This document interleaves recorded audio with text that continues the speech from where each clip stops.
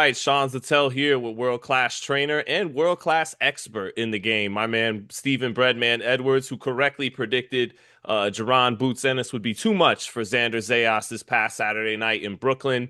Predicted him by knockout and helped set me straight on a little course correction on biggest star talk. And before you get to cooking bread, thank you for that because when I was in the Barclays and Jaron walks out with Jadakiss and it's with the Who Shot Ya instrumental. It's like that's a star. That's knowing the moment. That's showmanship because that played over very well in Brooklyn and actually that crowd was pretty 50-50. There was a lot of Jaron Ennis fans and he's definitely an East Coast star now and growing into a national star in the sport and sky's the limit now. So I appreciate you for that. And then also I gotta give a shout out to my guy, True School Sports, because he used to explain to me, he said, guys that don't always come from the flashy city, he usually meant the Midwest, but I think this can apply to Philadelphia and Cleveland and other spots too. And he said, you got to understand they come from places where there's not beaches, there's not always a ton of easy access fun to have. So on fight night, that's where they let out their personality and express themselves. That's why they wear the flashy trunks and have the flashy skills. That's where they really get to show their personality. So when Jaron was doing this to the crowd when they were booing from the put, he showed out, and that was a big star making performance. And lastly, too, you talked about how important that jab would be. That jab, I think if Zayas came in with the game plan to outbox Jaron Ennis, that jab may have disarmed that game plan, which a lot of people felt Zayas had a poor game plan. But I saw it as Ennis made that kid fight for his life from the opening bell and made it sink or swim, didn't allow him to try to implement that game plan. But I've said enough now. You called this fight very well. What were your thoughts on Saturday night, Brad? Um, it kind of went how I thought it would go, but I don't want to act like, get too cocky about it. If I knew what the lottery would be tomorrow, I would hit it every day. I don't want to do that. But just being, I can remember Nazem Richardson. I bring him up a lot because Nazem didn't teach me how to train, but he taught me how to conduct myself and he taught me how to have certain perspectives. And one day we talked about like the media and things that we know here in Philly that the world may not know. And and I can remember, a reporter pressing him about J Rock versus Hurd. And he said, listen, I'm not picking J Rock because those are my guys. I know things about him that you guys don't know. And that always resonated to me because after the fight, everybody was like, damn, I can't believe Julian Ford Hurd on the inside. Well, they don't understand that he's been fighting like that his whole life in the trenches like that in the gyms. And that wasn't a big deal to him. That was just a big deal to everybody else. So when it comes to Boots, for years, you hear stories and people try to devalue the stories and say, well, basically, he's just a gym fighter.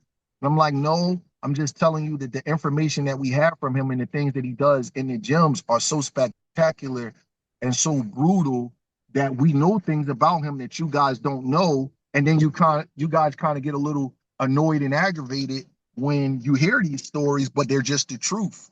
So he's a brutal fighter. He doesn't have the Mike Tyson like aura about him where I'm the baddest man in the world with the black trunks and things. Boots is kind of quiet. He has a nice sleek build, but it's not like an intimidating type of build on him, like a Hagler kind of build. And he wears the colorful trunks and things like that, but you got to get past that. Under the surface, he's a mean, brutal fighter. And I just seen it so many times in the gyms here in Philly. And he's 35 and no, I'm not acting like, I mean, you see it in the fights too, but for whatever reason, the public took a long time to catch on to what we kind of already knew here. And I wasn't afraid to say, like, this kid's one of the most talented kids in the world. The world just hasn't got a chance to see it yet. And but shout out to Xander Zayas. He fought his butt off, man. He did the best he could on that night. I hear he's getting a lot of flack for quitting or whatever, but I don't exactly see it like that. I don't exactly see it. I just felt as though the kid had enough. He looked at his corner and his corner said, that's it. I've seen guys quit kind of cleverly I thought he was fighting as hard as he could for as long as he could. And when you have enough, you just have enough. You know what I mean? Sometimes you just have enough. And I think his corner did a good job at stopping the fight. But I don't view that as a cowardice act. I know some people may say quitting is quitting, but I don't view it like that. I think that there's different types of, sometimes you could capitulate, sometimes you could surrender, sometimes you have enough. And then there's certain guys that, that every time they get in tough, they find a clever way out. I didn't view that as that in this fight. I thought he took a knee, got hurt with a body shot, and he saw his corner, and his corner was like, "That's it." And he kind of looked at him like, "You know what? That probably is it." You know what I mean? Hmm. I want to. I get it personally. I get a kid some grace. That's just me though. I do understand why some people may say he quit. Some guys is kind of willing to die in the ring, but I'm willing to give a young man some grace. I thought he fought the best he could. Yeah, I mean, he got dropped in the first round and then in the second round made it through, stabilized a little bit. And then from the third round up until the uppercut in the fifth round, he kind of went for broke, and went punch for punch and let him hang as much as he could and took his best shot. It wasn't like okay, for comparison's sake, kind of a similar situation, Ryan Garcia Tank. When Ryan got dropped, a lot of the gusto went out of him for the rest of the fight until I mean, he had some Mhm. combinations, but for the most part, that it took the gusto out of him. And Xander, he let it all hang out for a good 2 rounds or so, and then really that right uppercut is what really the fight was done at that point. And I know it went into the Yeah, seventh, and yeah. Harvey Doc could have counted them out actually. If you Hmm. look at that count, it was Xander got up really, really slow. I've seen referees count him out, but I understand it's the main event, and I love Harvey Doc. He's a cool dude, but if he really wanted to, he could have said 10 right then and there, and he gave the fans more show. Actually, he gave it more, but Xander took some brutal punches. I've caught pads with boots on. He is a very destructive puncher. It doesn't look like it again because he's not like the overly muscular kind of guy, but he can really punch, man. It's like a lot of snap to the punches, and they're heavy and they're hard. And if you know a lot about power, there's different kinds of power. Some guys have like dense power, and it just feels like they're just heavy-handed. Some guys are super sharp, but they're not as heavy-handed, but they're sharp and their blows pierce you. And then some guys have both, where it's like it's sharp and it's heavy, and it's like somebody's hitting you in the face with a brick. He has like that kind of power. It's kind of weird because I know he doesn't look like a Golovkin kind of guy, and I've never hit pads with Golovkin, but I've hit pads with Boots, man, and it's a very unique, distinctive kind of punching power, man. You don't want to take that shit all night like that. You know what I mean? That would have got ugly had it go 8, 9, and 10 where the fatigue is sitting in, and I'm sure you've seen it. He start hitting Xander with some sneaky body shots, Hmm. and he start like bending them over, man. It would have got ugly. But his jab, going back to your question, I think his jab set the tone for the fight, and he doesn't get a lot of compliments on his jab because he has a little bit of a flashy style, but he has arguably the best jab in boxing. Along with maybe Bibble, Shakur, a few other guys. He has a great, great jab, and he kind of like Xander just couldn't time it, and I was just like, damn, if Xander bounces around, it's going to be death by 1,000 cuts. If he steps to him, it's going to be death by a shotgun. He's going to have a choice. And I guess Xander just had it, just said, F it. I'm just going to chuck him and we're just going to see. I'm not mad at him. You know what I mean? That's part of Boots' gift. You know, People talk about the things he can't do, but you got to talk about the things he can do. And he can kind of make you feel like you're going to sink or swim if you try to match reflexes with him or match boxing ability with him. It's kind of like, you know what? Either I'm going to get him or he's going to get me. And I know that's what you mean by the sink or swim, but that's a gift to have to be able to make a guy decide that within a minute of the fight. That's another Hmm. gift that he had because he made him decide it early. It wasn't like he did that to him for 8 or 9 rounds. Xander's early said, "What the? Like, did you see the look on his face when he got knocked down? It's like, what am I in here with?" And luckily for us, we got to see Xander what was under the hood, and he started chucking them, and we got to see it was kind of Tito Vargas like where it was one sided, but it was competitive in the one sidedness because you knew one guy was still trying.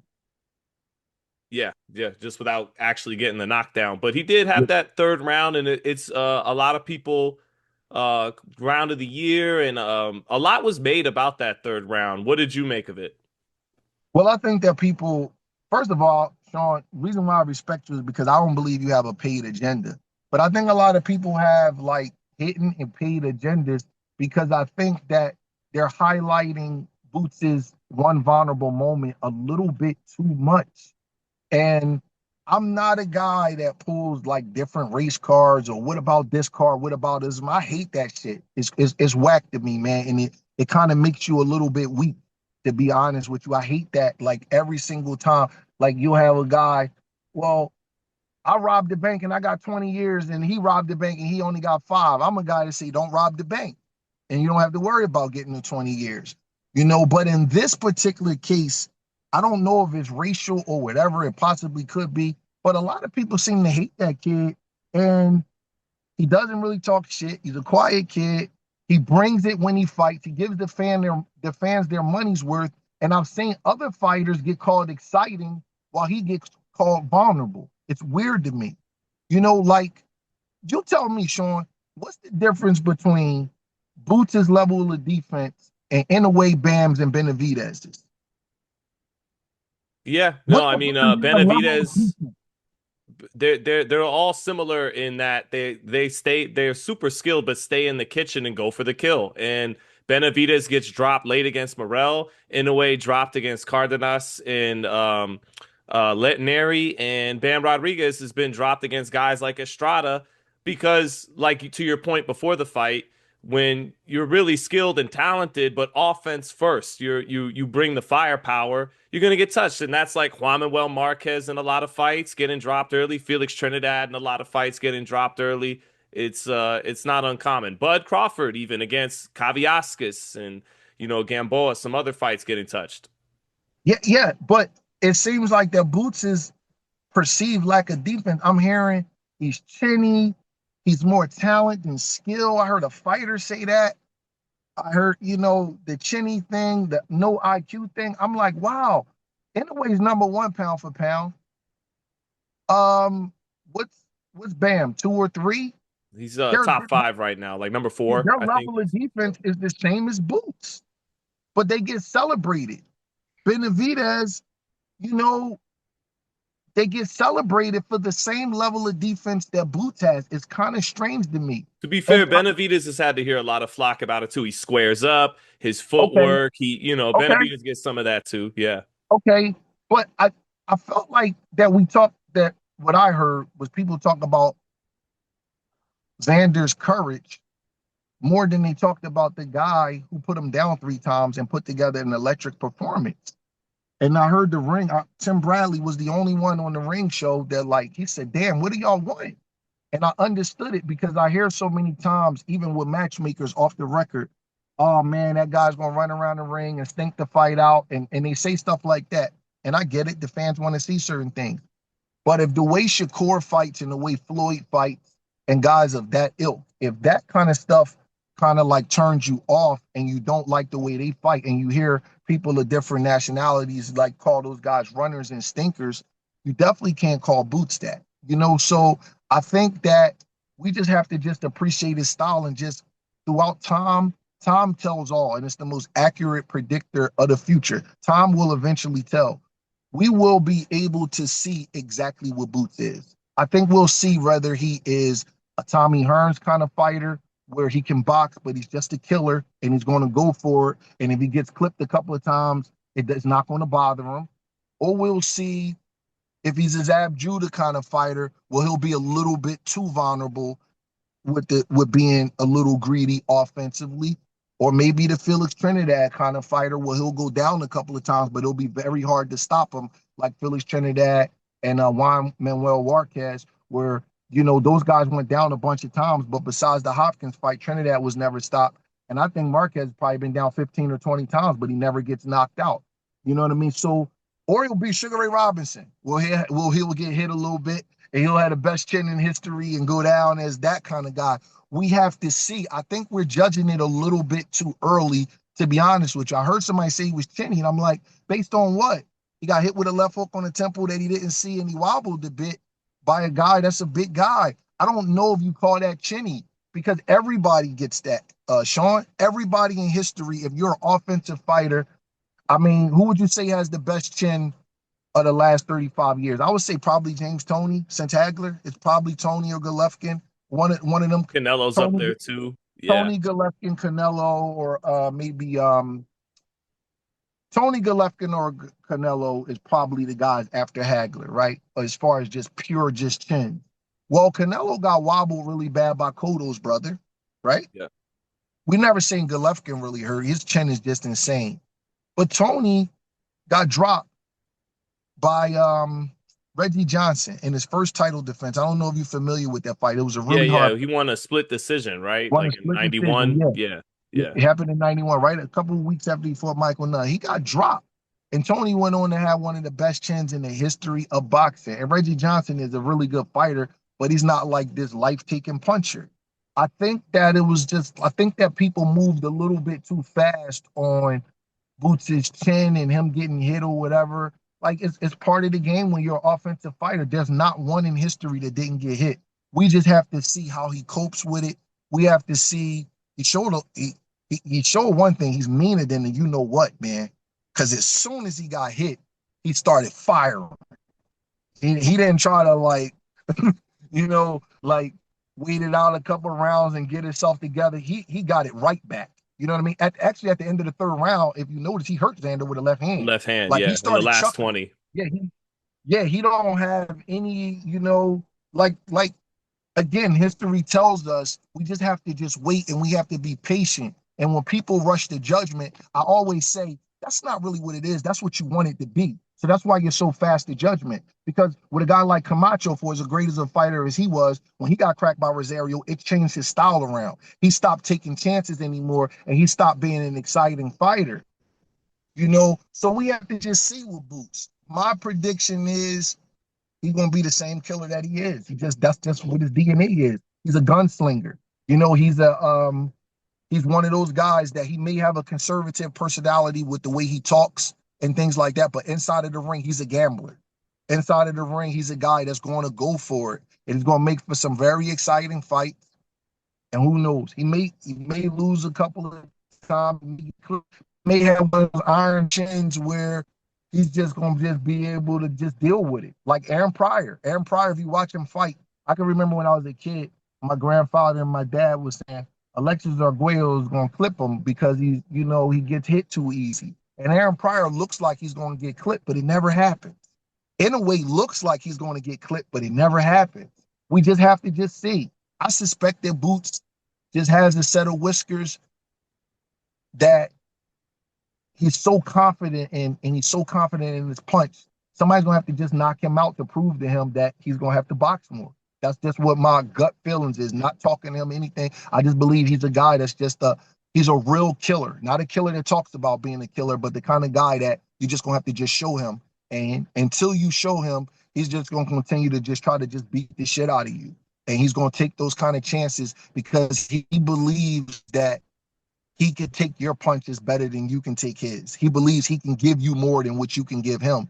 And a lot of times that, have it not, that's just not a physical thing. That's a mental thing. Because you got to have heart and confidence to take those kind of chances. He has the heart of a burglar, man. He's the kind, to just be in the mid-range like that and not be all tight in your defense and with your hands up and locked up, but just have your hands at waist level and firing that kind of kill shit, knowing what can come back to you. You got to have a crazy kind of heart, man. So I felt like that a lot of the things that was said about him, I think that we should be complimenting him for being in that position and giving us that kind of fight, because we've seen fighters of equal talent not willing to take those chances. And I don't criticize those kind of guys. I don't. You got a right to not take those chances. I have no problem with the way Shakur Stevens fight. I don't. People said he should have knocked out Teofimo Lopez. I'm like, boy, just fine to me. That was a perfect performance. I have no problem with that. But I also have no problem with the kind of guy that Boots is that say, you know what? Getting a 12-zip decision is not good enough for me. I need to see carnage. I Well, need you to also see. got to work with what God gave you, right? If Yeah, you're Shakur Stevenson doesn't necessarily have the attributes Jaron has to try to go for that knockout. Like he's not necessarily as heavy-handed or the puncher that Jaron is. And there's things that Shakur does better than Jaron Ennis too that work better for him and his style. So to your point, yeah. I agree. I agree. I agree totally. And I think that we just have to accept that. But we're in a age of so much micro critiquing where everything has to be a critique. Man, that might have been the fight of the year. They were in their 20s. They fought hard. Nobody ran. It wasn't a lot of excessive clinching. I like what we saw. Now, is it going to mean that Boots can fight till he's 40 years old and have the kind of longevity that we want to see in certain guys? Maybe not. Who knows? But as long as he's giving us that, I have no problem with it. And I'm not even going to attack his IQ. I would only say his IQ was poor if that kind of style cost him in fights and made him lose the fight. But I'm not going to say, I heard people say he doesn't have high IQ. I'm like, he's 36-0. It hasn't cost him. You know, like everybody goes about things differently, man. I don't know how you invest your stocks, Sean. I know people that invest aggressively in a 401k. I know I'm people that basic. invest. I just put it in the basic Dow Jones. Where the Dow Jones goes is where my stock goes. I have And guess no what? finesse to my game. Yeah. Guess what? And I respect that because I'm getting older now, and I should have been like that earlier in my life. But earlier in my life, I was a little bit more of a gambler. It doesn't make me right or you or me better or you better. It's just everybody goes about things a little bit differently, you know. And I thought Boots got a lot of criticism for a win, and I was like, damn, you know, he should be celebrated a little bit more. I think he's a pound for pound guy, and that was a tremendous performance. Should he probably be a little, he even called himself lazy. So, yeah, he needs to be a little bit more attentive in the pocket and a little bit more careful in the danger zone like that. But it surely wasn't a bad performance. It was an electrifying performance. And he outclassed Xander. You know what I mean? And he was more physical with the perceived bigger guy. So I think he needs props for that. And that jab was, man, I've seen it. It's like a truck, bro. And it's even from both sides. It's a very difficult jab to deal with. If he ever decides to stick on that jab, it'll be tough to get around from him. It really Yeah. will. If he just sticks on that, it will be really tough to get around from him. But that's not his personality. Yeah, and there's still conceivable that there will be an assignment that he feels and executes that more if he feels he needs to. It'll just remain to be seen, you know, for if that's what the job calls for and if that's what he does when the time comes. But for now, he's putting on John Blaze shit, as I said after the fight. But and I love Spectacular, watching man. that It's style. spectacular. Listen, I honestly, it's probably the most aesthetically pleasing style in boxing. Yep. A guy who can box with a lot of talent, but is a knockout puncher. When Roy Jones is in that mode, when Ray Leonard is in that mode, when the greats are in that mode, when Ali was in that mode versus Cleveland Williams, it's probably the most aesthetically pleasing style in boxing because you get everything. You get the Yep. electricity, you get the punching power, and you get a guy that's willing to take chances in that situation. It's probably the most electrifying style in boxing, in my opinion, anyway. Boxer punchers that go for the knockout essentially, that are, you know, let the firepower hang Yep. out, bring out the yeah. Oscar was like that when But he was young but at too. the same time, yes, and at the same time, they're very athletically gifted Yep. also. Yep. That's my favorite style. Athletic boxer punchers that put the combinations together and got a Yep. great jab, got great skills, but ultimately trying to end the fight inside of 12 rounds at some point and got the firepower to do it. Though Yep. I'm with you, Brett. That's always been my favorite style. Yep. So, but Yep. to look ahead now, three guys I wanted to talk to you about, and that's Vergil, Fundora, and even Terence Crawford, who is happily retired, who definitely doesn't have anything to prove, doesn't have to take some Jaron Ennis fight. You know, he's done everything that can be done in the sport, but I do want to get to that at some point. But first up, the two other elite super welterweights, and that, you know, respect to Josh Kelly, but that would be Vergil Ortiz and Sebastian Fundora. We talked about it a little bit on the phone yesterday, but what do you think of those two matchups, Fundora and Ortiz? Um, I think they're both great matchups. I think that they both present problems for Boots, but different types of problems. I think Fundora Fundora has not gotten so much better in terms of his reflexes and seeing punches and things like that. But he's gotten better with his distance. He's really learned how to put a jab on you and keep you at a kind of distance where he can hit you and you can't hit him. He seems to have like that like ligament strength where he doesn't look strong, but he is strong. And he's not like a lights out puncher, but he's like a volume puncher. And if he keeps hitting you with them hard bones, you kind of just start just breaking up. Fundora has gotten better before our eyes. Where Vergil Ortiz, he throws short, precise hooks and uppercuts in the pocket. He's twitchy, he's fast, he's mean, and they're they're the boots kind of like Boots is kind of like a little lackadaisical sometimes, and Vergil Ortiz keeps his hands up. I think Boots would beat Vergil Ortiz, but I do see some instances where Vergil Ortiz can maybe beat Boots to the punch. If Boots, according to him, he says when he gets a little lazy, sometimes you'll hear his dad say, "Stop playing, Boots." Like that's their own language. Vergil Ortiz can get off a little bit at the point of attack. I think that I picked Boots to beat both guys, but I think that Vergil presents, I don't know, more trouble, but a different kind of trouble because I think he can punch with Boots a little bit. If Boots is getting a little lazy, getting a little carefree, and playing around a little bit. I think that Boots and Fundora is an absolute Hagler Hearns type of shootout. I think Boots is mean as a rattlesnake, and he's gonna have to step to Fundora. I don't know if his jab, especially to the head, will be that effective against a guy that's 6'6". So you have to jab him to his body a lot and kind of step to him. And I think he's with that. That's the kind of fighter he is. Um, I think I think that will be an early round shootout. I think that would be the kind of fight that will end within 4 rounds, but it'll be a great fight because of both guys, man. Because Fundora looks like a schoolboy, but he's mean, and he's a Very guy that mean. comes to get it with a big heart. So I think both of them are kind of like animals, and they will both be trying to end the fight very early. And I like Boots in the fight, but I definitely think it'll be a shootout. He will have to earn it. I like Boots to use his jab more against Vergil, and I think that fight goes a little bit longer. And I think that Vergil really doesn't have really long arms. He's about, they say he's 5'10", but he's more like about 5'9". Doesn't really have long arms, but he throws some murder hooks and uppercuts, but he keeps his hands up and in. I think Boots will have an advantage with him with being able to jab him. But you know how Boots is. Boots is going to start mixing it up with him at some point and believe that he's the big dog in the fight, which he could be. You know what I mean? But we will have to see. I will pick Boots to beat Vergil, but I think he will have to be a little bit more careful with the exchanges. But Yeah, I think because he knocks both off. I think he stops both, but I think they're just different kind of fights. I think the Vergil fight goes longer. I think the Fundora fight, with their kind of styles and the way that Boots will have to fight him, I think it's a early night, yeah, but a great fight.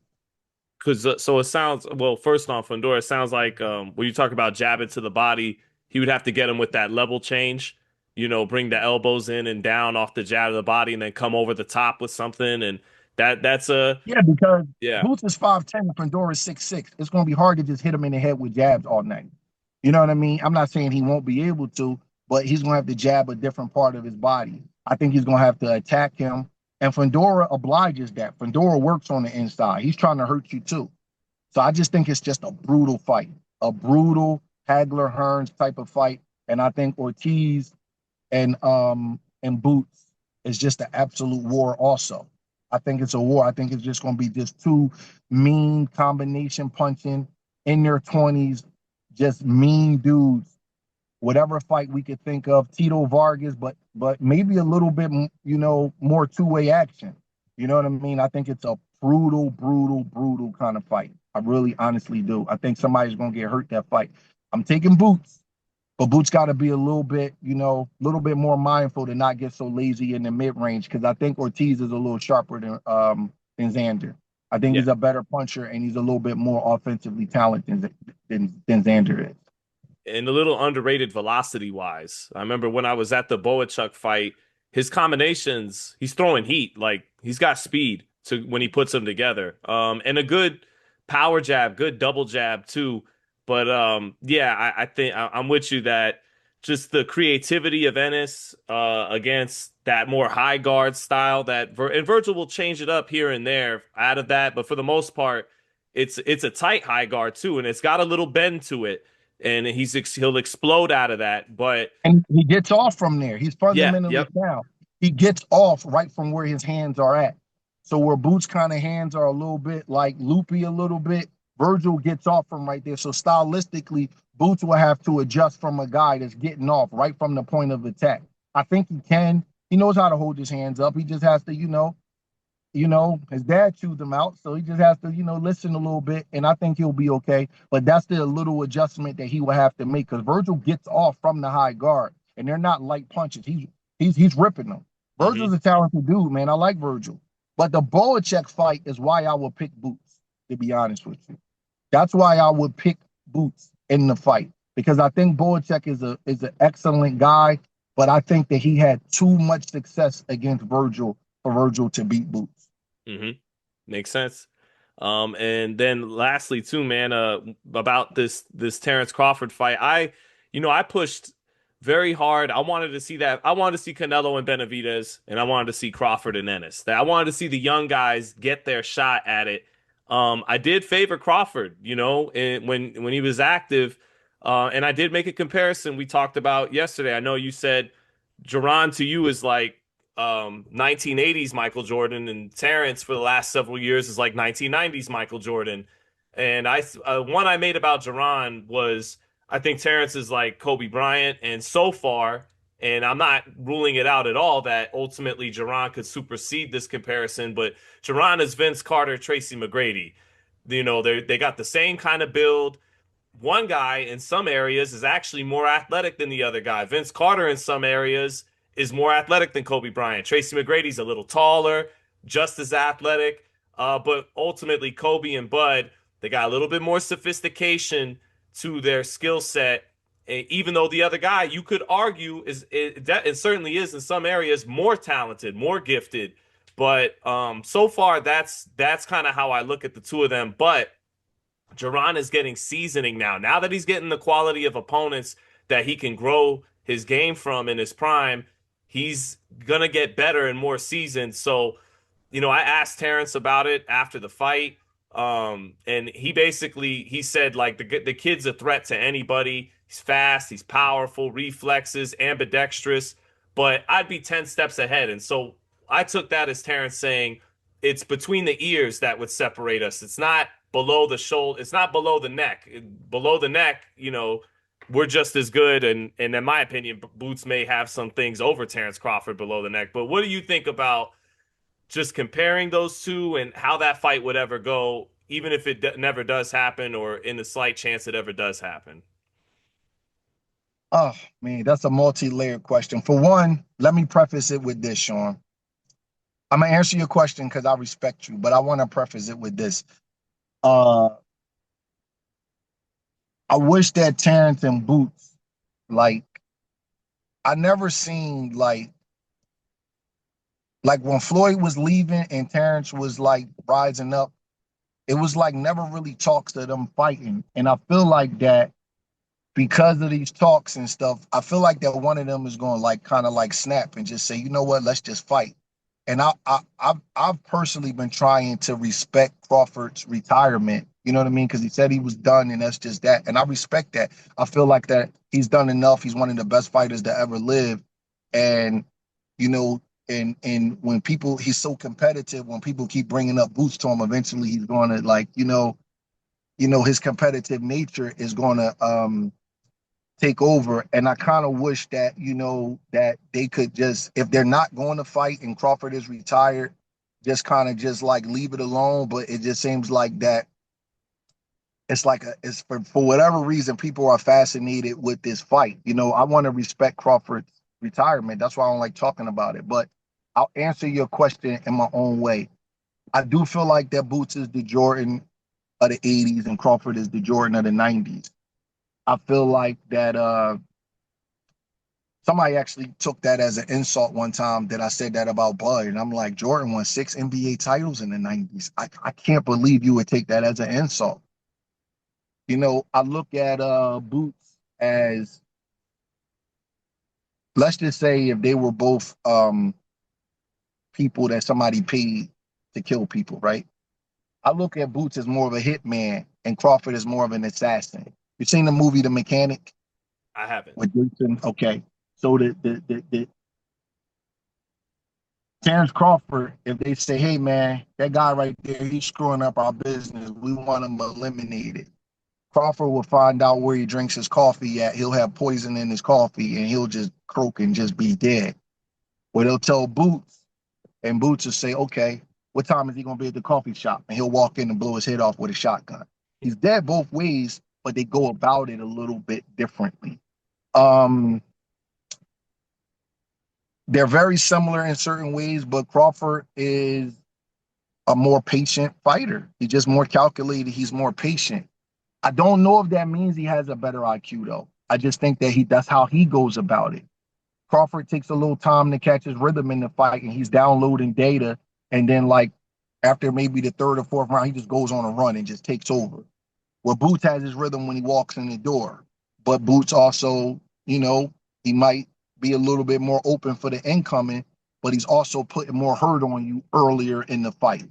So they just go about it differently. You know what I mean? I don't want to compare who's going to win or lose because I want to respect Crawford's retirement.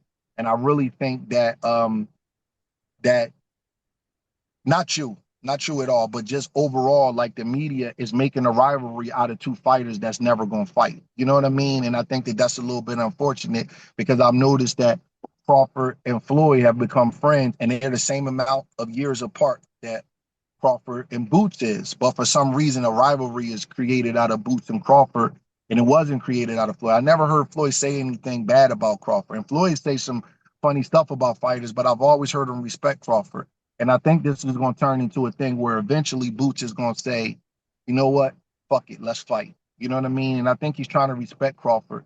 So I don't want to push the fight up and say who I think will win and who I don't think will win. I've always thought it was a great fight, Sean, and I told you that before. I've always thought that that the fight was closer than people thought, and because Boots was a little bit unknown and his style seems a little bit reckless, people assume that he would get blown out by Bud. But I always thought that it was a very competitive fight, no matter who will win on what day. I always thought it was a competitive fight because of the things that Boots brings to the table. You just can't overlook him because you also think that he's vulnerable, because it doesn't work like that. The vulnerability has to be taken advantage of on that night. And a lot of times great fighters and great talents, what they do is they adjust to the night and they adjust to the man in front of them. You know what I mean? Like, I'll give you an example. Crawford may not take the chances with Canelo that he take with a Kell Brook. You know what I'm saying? He might be a little bit more free to take those chances because of the way he perceives Canelo. So Boots might get in there with Crawford and be like, man, I can't take the chances I take with other guys with him. I don't know. I don't know what he's going to say or do. So sometimes when guys are so good, they got to line up in front of each other. We don't really know. And but I think they're both tremendous talents. Boots does remind me a little bit of a Crawford, but he goes a little bit differently. I think the biggest telltale sign of that was that vision fights. Boots kind of just lunging Avenues and it just beat him up. And Crawford kind of waited on him and hit him with the perfect kill shot and knocked him out with one shot. They're just different in the way they go about it. And Crawford's a little more calculated in his attack, but Boots is a little bit more of a show off. And what I mean by that is not so much his style. He likes to show some of the things that's in his bag. Crawford shows what he needs to show in his bag to get the win, where Boots will pull out uppercuts and he starts shoe shining and he, like, you know what I mean? Crawford usually switches one time and stays southpaw. Boots will keep going back and forth. He'll show you that he can show his defense with his hands down. They're just different kind of guys inside of a boxing ring. It's kind of funny because they got a lot of similarities, but Crawford is much more like, conservative and just, the the way he goes about it is much more precise. Not so much precise, but it's a calculated approach that he has. But they both get the job done. Crawford's 43-0 and Boots is 36-0. They just do it a little bit different. Well, and I don't mean to hold you, especially because I see you sweating, Brad. I feel bad. I might put the AC on. No, no, no, no. You good, man. I'm waiting for my car to get fixed. I'm in the loaner. I'm all good, man. I just got finished working out. Don't worry about me. Okay, all good, all good. Well, all right. Well, let me defend us guys in the media, and yeah, you know what? You could include me in it because I am fueling the fire. I know what I'm doing when I'm asking Crawford about the competitive juices, but let me explain why. First of all, I'll say it again. I said it at the top of the interview. Terence has absolutely zero to prove. He is one of the greatest fighters of all time. He is the greatest fighter after Floyd Mayweather retired. And if you think he would have beaten Floyd Mayweather, I got no problem with that. That's a heated debate that deserves its own talk. So again, Terence Crawford has absolutely nothing to prove. And he agrees with you without you knowing it because he wound up saying the same thing. Me and Boots fighting is like people trying to talk about me and Floyd Mayweather fighting. It's two different eras. He even said it's the Boots era. So he gave the man plenty of praise. But a few things. He couldn't help but still break down exactly why he would beat him, right? And Floyd never did that with Terence. And when Floyd basically is done after Pacquiao, he fought Andre Berto after that. He fought Conor McGregor. But basically, Pacquiao is the last, real Floyd Mayweather fight. At Mm-hmm. that point, Terence Crawford was either still a lightweight or just coming to the junior welterweight division. There was never a time Terence Crawford and Floyd Mayweather were discussed as opponents. There was never a time they were in the same weight class. Around 2023, there was already talks of them fighting even in 2022, and it winds up being Crawford versus Avanesian. There was that little talk about, well, we could fight on BLK Prime. They were sharing the same weight class. At the time Crawford becomes undisputed, Ennis is clearly the number one threat to him, actually in the same division at the same time. There's been a little bit of heat at the Madrimov fight. They crossed paths in Los Angeles. And Terence, the only reason I asked Boots about Terence Crawford in the post-fight is because Terence couldn't help but tweet with a little bit of shade after the fight. So What did he say? What did he say? he said, I'm going to keep my comments to myself. But what was it? Basically implying like now basically you guys should know what it is. I'm going to keep my comments to myself, but now you must know what I'm talking about. And he said it right after the Boots fight. Then, Sean gets him on the show. I being the nosy reporter that I am, I ask him about it and he gives Boots nothing but credit. He says it's his era and he hopes he accomplishes more than even he accomplished. And he wants to see great things for him and his family and that he's happily retired. But the competitor in Bud Crawford couldn't help but also say, I'm 10 steps ahead of him. That's what separates us. I'm one of the greatest counterpunchers of all time. And the openings that Xander Zayas was able to capitalize on, I could capitalize on much better because I'm sharper, I'm faster, I punch harder, and I'm one of the greatest counterpunchers in the sport's history. So there's a lot more there than there ever was with Floyd Mayweather and Terence Crawford. Now, if Terence just wants to say his piece and still stay retired, I more than understand and respect that. He was asked and he answered up front and as honest as he could. But selfishly, and this is a sport where one fight can change everything in your life health wise, so it's nothing to play with. But me, selfishly, not being a family member, not being in anyone's camp, that's like a James, Tony, Mike. You could seldom put two fighters in the ring that could produce that kind of level of high speed chess and violence at the same time with absolute heat going both ways, countering each other's counter punches with knockout intentions on the shot. It's a mouth-watering fight. But at the same time, Brad, again, for the third or fourth time, I get it if the man who has nothing to prove and has accomplished everything doesn't want to do it. But he did he did give us that opening to press him on it by talking listen, after the fight on Twitter. I'm taking your word because I didn't see everything. So I'm taking your word for 100% face value. Yeah. And if Crawford did do that, then you got a right to wonder and speculate and ponder about the fight. If Crawford said that, he has a right to feel that Here's way. the tweet. He said on Twitter, well, okay, you can't see it right here, but No, I'll take your word, Sean. You I'm gonna take your keep word. my comments to myself, but y'all get it, I hope, with a I laughing know, I emoji. know what I know what that means, and I Yeah, take yeah. your word. And Crawford has a right to feel that way. He is a Yep. bad boy. Yep. But see, I'm not part of Team Boots, so I don't want to speak for that. And I got love for Bull Mac, and I got love for Red. And all I'll say is that if they fight, they fight. Like I'm like you. I'm not gonna pump the fight up, but I'm surely not gonna not watch it if they fight. I mean, I watch Ray Leonard versus Benitez and McCallum versus Tony about once every other month because like it's like perfect violence. It's no clinching. It's all moves. Every move is being meant to counter the other guy's move, but the fight is fought at a fast, violent pace. You can't get no better than that. So I love it.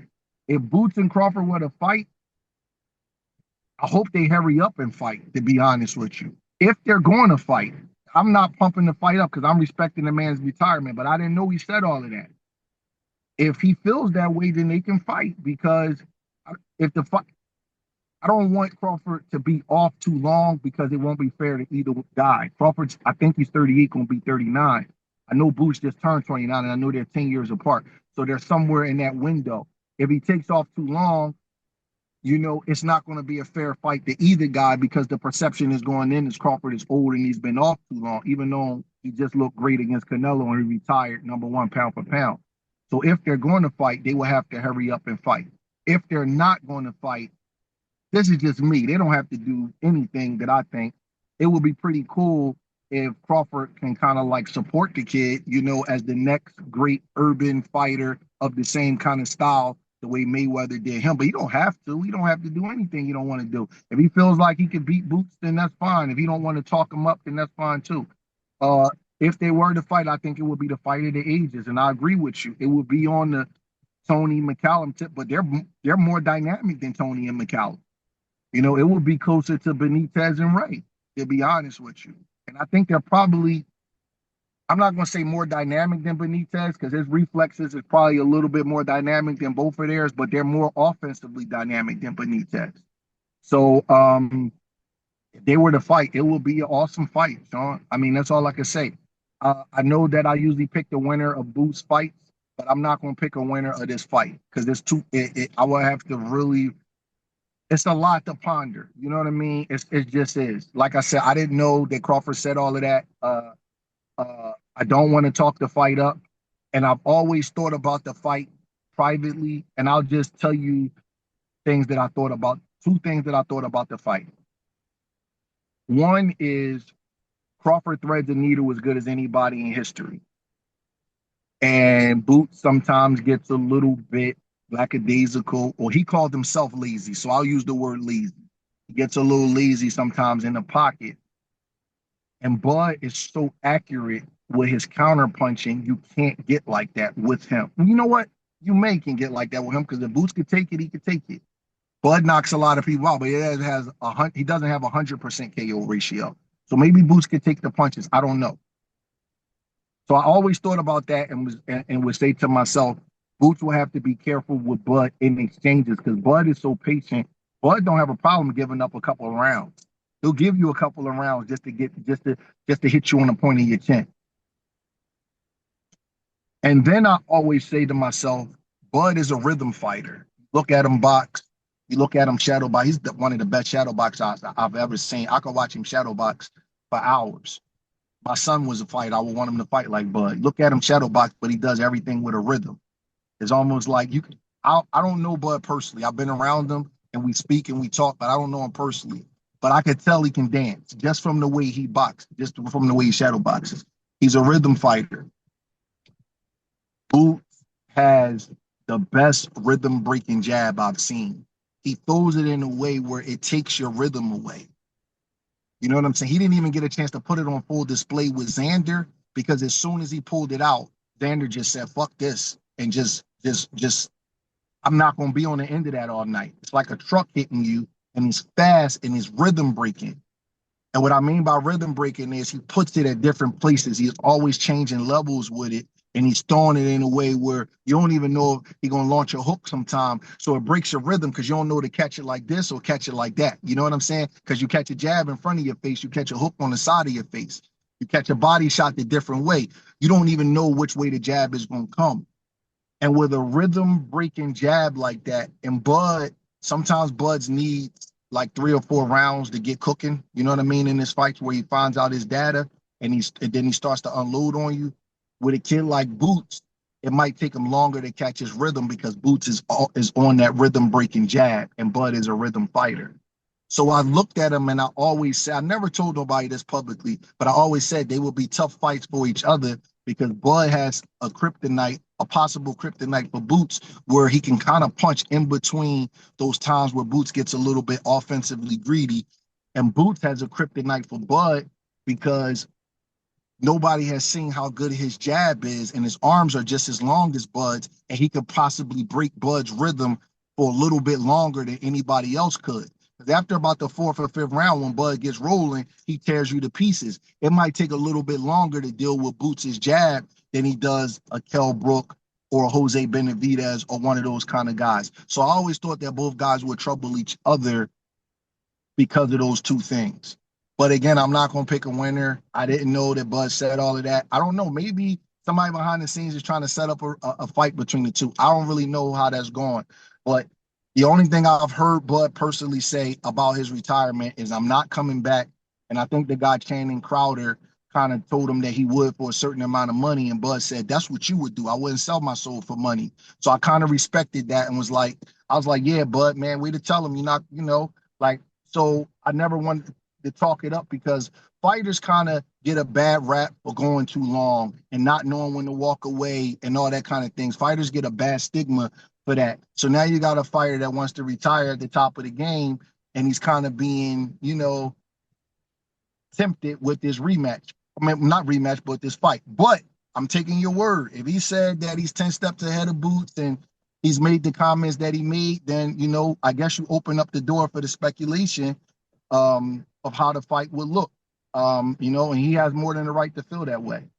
So that's my analysis of the fight. I don't want to pick a winner because I really don't have a winner right now. I would have to really think about it and really, really study. The fight is that close to me, but that's how I view the fight from where I was with it before. And again, I never said that to anybody, Sean, but I think that both guys present big problems for each other. And I think they're the same on the inside. I think they both two mean dudes. I know people talk about how mean Bud is, but I think Boots is mean like that. He's just quiet. He's starting to talk more now, but naturally he's just a laid back dude. He's just not a big shit talker. You know what I mean? So he doesn't get the credit for being like this mean, rough dude, which he is. But if they were to fight, bro, that would be one of the fights that I would go to. And I don't go to fights if I'm not making money. But I would go to that fight. I would need to witness and see that because it would be some of the stuff they would be doing that the average casual eye wouldn't even be able to pick up on it because it would be competed at such a high level. And let's see if it happens. I don't know. That's all I can say. Yeah, one more time. Terence Crawford has nothing to prove. I'm not trying to say that at all. And the last thing I'd actually want to see happen is him lose a fight to Jaron Ennis where age plays a factor. What makes the fight still tantalizing is he looked as good as ever against Canelo. He didn't look 38 years old. So it's like He retired the number one pound for pound fighter in the world. And I picked him in that fight, by the way, and got a lot of bad people killed me over picking him. They told me I was picking him because he was black. And I'm like, man, okay, let's just see to the result. I got a lot of hate mail about that fight, but I just thought he was way too athletic, had too much dexterity for Canelo. And I saw Canelo versus William Skull.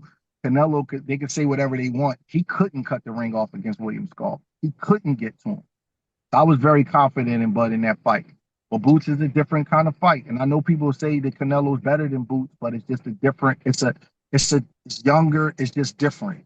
You know what I mean? And yeah, that was we'll see. We'll just see if they fight, and we can talk about it then. But until then, it's just talk right now, man. Maybe it's just, competitive spirit and they could, Bud and Boots, they probably could be friends later on. I don't know. We'll see how it works. I dropped the ball on that one. That's the only. So I called Terrence pound for pound number one as early as 2016 and 17. I Oh never wow. picked against him his whole career. and I knew he was going to beat Canelo after the Skull fight. But then Bread, and apparently, Terence might kick my ass now when he sees me about this. Now that he's got wind of it, I was upset with him about going with the Saudis and kind of um, helping TKO and the people at TKO help launch themselves in a big way with Canelo Crawford in the boxing. And I think some of that, as my fellow American, got me in my feels, and I unwisely picked against him. So I dropped the ball on that one, and I think he's Wait, going to let me hear about it next time I see wait, him. wait, wait, Sean. I'm not following you. Are Yeah, you saying that you had Bud for all of these years, and then you picked against him in the Canelo fight or another fight? picked against him in the Canelo fight. But Oh, really? I had Okay. him beating him right after I saw Canelo against Skull. I was like, yeah, it's a wrap. He's going to beat him. But then, I got it's a whole separate convo we could have another time because it's not, but I have my feelings that I've been very public about with Saudi, TKO, deeper geopolitical stuff about it too that Okay. gets I a see little what you're deep, saying. and You know, it was like, nah, man, and I think Bud's gonna let me hear about it next time I see him too, which I'm not Bud's a exactly looking Bud's forward a to, but he's a prideful guy, man. I seen him in yeah, the locker room when he fought when Caleb was fighting Trevor McCumbee. And I said to him, I said, man, I think you can beat Canelo. And we sat. This is the first time we ever really had a conversation. And I said, if you fight the fight that you fought against Victor Postal, you could beat him. hmm And he just had a glow in his eyes. And I'm not saying I gave him any ideas. He don't need me for anything. But we talked about him, and that's what I told him. And he kind of fought that fight. He fought the moving fight. He punched on the move. He looked a lot like Leonard did Hagler, man. Bud got a sublime skill set. One thing I could tell you about picking the fight, Sean, I think I'm a little older than you. I don't know it, but I think I am. I never get my emotions involved. I don't. And that's a lesson that you learn if you let your emotions make you pick against. But nobody could even tell who I like and who I don't like because I pick from a numb place. I do. If I ever think Boots is going to lose a fight, trust me when I tell you, bro, I'm not picking him. I'm not going to pick him. I never, ever do that because people take my pick seriously. And a lot of times I'm going to keep it real with you. I bet my loyalty is to my money. So if I think a guy's going to lose a fight, I won't say nothing before I say that I think he's going to win the fight.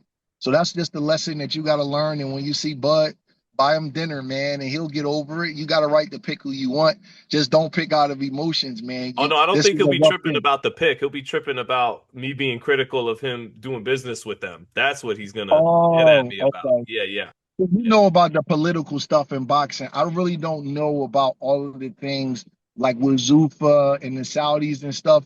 So I'm careful about publicly saying everything. You probably got more information than I do because I don't really know all of the things behind the scenes. And on top of that, I'm an active trainer and I might get a guy that's with one of them. So my words, 100%. you know what I'm saying? Yeah. I'm careful with my words. I don't want nobody to come back and throw something in my face like, hey, man, you said this. And I'm like, no, I didn't. I don't talk like that. I'm careful what I say. hmm So, you in a different position than I am. But, I believe. I respect anybody who has principles and morals, and you believe in what you believe in. So I give you props for whatever you spoke out against. You know what I'm saying? Definitely. But you know, listen, the GOAT is Ali, and he believed in his beliefs, and you can't get no higher than that. Nobody sacrificed what he sacrificed. That's why when fighters say bad stuff about Ali, they automatically turn me off. I don't care who they are, because he was willing to give up something that 99.9% of the human beings in this world is not willing to give up. So whatever you spoke out against, if you believe in it, brother, I give you your props. You know what I mean? And maybe Bud might respect it if you tell him what your perspective is. You know what I'm saying? If because people don't know, I got a lot of calls about me and your conversation, and they thought me and you was beefing. And I said, that's my guy, man. I'm not Yeah. beefing with him. Yeah, I spiced it up. I said, checks me. Yeah, You were yeah. just And talking to I me, but I got said, let me calls. I'm get them to like, watch the video. Let me say bread yeah, check. I'm like, I didn't check Sean. I don't talk to people like that I Yeah. respect. It's not on me and Sean. It's nothing but 100% love. So maybe you and Bud, y'all could talk it out. You know what I mean? And see. Like I said, he's a man. You know what I mean? But him and Boots, it's tantalizing. But I ain't gonna lie though, Sean. I don't think we're gonna see it. I Yeah, don't think it's really worth it. I don't think I we're would gonna bet see it. I against think it. I think there's a sliver of a chance it does happen just because and it's funny because the Channing Crowder thing. I think if he were to do the fight, obviously he would do it for the biggest check possible, and that would have to play a role in it. But I don't think it'd be the money. I think it'd be I can still beat him. I can still physically do this. I know I can. And you know what? I'm gonna do it. I'm gonna shut all these motherfuckers up. I'm gonna shut everybody up, and I'm not even hey, Sean, I'll you tell know you what I this. mean? I think it'd be the competitor in him as much as the money. I'm gonna tell you this, and I'm gonna leave this alone after I say this. I consider, humbly speaking, I consider myself a historian. I consider myself one of the few people in boxing who I could look at you on this phone. I don't have no Google or nothing, and you can say something to me about 100 years ago, and I will be able to 9 times out of 10 go back and give you an accurate answer. If Bud Crawford comes back out of retirement and beats Boots in his current form, he's probably the best fighter to ever live. I mean, yeah, that's a That's how big of an accomplishment that would be, in my opinion. He's probably on par, if not the best, he's right with Ali and Ray Robinson because he's beating a guy and he's almost 40 at the absolute in his prime. That's an ultra talent on a pound for pound list. Nobody in these weight divisions has ever done that in the junior middleweight, welterweight type of divisions with a guy like Boots. Leonard beat Hagler. That was a great accomplishment, but Hagler was older than Leonard. Ali beat Foreman, which is kind of close to that because Foreman was a life taker, but Ali was 32. it would be like if Leonard beat Terry Norris, but actually even more than that. Because respectfully to Terry, I mean Terry Norris is one of the greatest 154s ever, but it'd be like if Leonard actually won that fight by not. And you could argue Boots, who still has some accomplishments to go, but you could argue Boots is better than Terry Norris already, Yeah, if yeah, not definitely on a projection to be better than yeah, Terry. it will be a little bit bigger than that because you got to Yeah. remember Terry Norris was knocked out by Julian Jackson before that, Yep. and then he went on this little title reign. Boots is undefeated. It will be like I'm gonna tell you what it would be like. It will be like if Floyd waited for Crawford to win the title at 147 and came back and said, "I'm gonna fight him and beat him, just beat him." It would be that. It will be that level because I believe Crawford won the title at 47 around 2017. Yeah. Floyd Jeff was kind Horn. of gone by then with after the McGregor fight. So Yep. it would be like if Floyd let Crawford win a couple of title fights and said, "All right, y'all think he's as good as me? Okay, all right, let me show you guys." It would be like if Duran came back in the 80s and beat Whitaker. Yeah. Yeah. Yeah. It would be like if Ali beat Holmes in Holmes. 1980. If Ali was able to beat Holmes in 1980, it would be like that. Holmes is a all-time great champion. Ali was 38. Now 38 was worse than 38. 38 back then, you were done. Hmm. But it will be on that line. That's how highly I think of Crawford and Boots. I think Crawford's one of the best fighters I ever seen. But when people compare him, I say he's great, but his resume is not as deep as some of the guys we're talking about, like the Robinsons, Ali's, Leonard's, Mayweather. It's not his fault, not blaming him, but I also can't give him credit for something that he hasn't done. His resume is just not as deep as those guys, and I would like to have seen him with more A+ elite type of fighters, you know, although I know that he's special. I know he's the best fighter of his era. I would like to just see a little bit of a deeper resume when you talk about historical context. If he comes off back and beats Boots in Boots' current form, that's all I can say. It'd have been like I if wouldn't. Bernard beat Andre. How about that one? It'd have been, Okay, all yeah, right. yeah, Now yeah, we're yeah, talking. It will yeah. be the kind of victory where you're just like, God damn, was the greatest fighter to ever live up under our nose all of this time and we just didn't know it. It would make me mad at myself if he's able to do that. That would be probably be the best win in the history of boxing. Okay, we're getting crazy now, but yeah, no, it's just I know I'm being funny. Like I get why you would say that, but Like, just think yeah, about it. He's 39. He takes off a whole year or whatever since the Canelo fight. What was that, September? So, okay. yeah, Boots, unified champion at 154. He's on the pound for pound list. And Bud just says, okay, you guys think he's a killer? All right, let me just beat him. And he just goes out and just washes Boots. I'm like, wow. He could. I mean, he wouldn't. You wouldn't be able to just say he's the best fighter of the Mayweather era. You would at least say he's the best fighter of the century, yeah, of the whole century. yep, You know, that would put him above Floyd, in my opinion, yep, and Pacquiao. You know what I mean? It would just be a different kind of win. I don't want to overhype it. I don't people. I don't work for Bud. I don't want to be his PR. I don't know how we would quantify a fight that big though. But again, I don't think it's gonna happen.